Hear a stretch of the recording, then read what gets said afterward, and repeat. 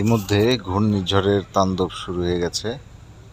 দেখতে পাচ্ছি আমরা ঘূর্ণিঝড় প্রবেশ করে ফেলেছে বাংলাদেশ সহ বাংলাদেশের খুলনা অংশ দিয়ে, সাতক্ষীরা অঞ্চল দিয়ে ঘূর্ণিঝড়ের কেন্দ্রবিন্দু অলরেডি ঢুকে পড়েছে সুন্দরবন অংশে। আর ব্যাপকভাবে বৃষ্টি দেখতে পাচ্ছি আমরা চিটাগাং বিভাগ, এই পাশে লালমোহন, কলাপাড়া, আর অপরদিকে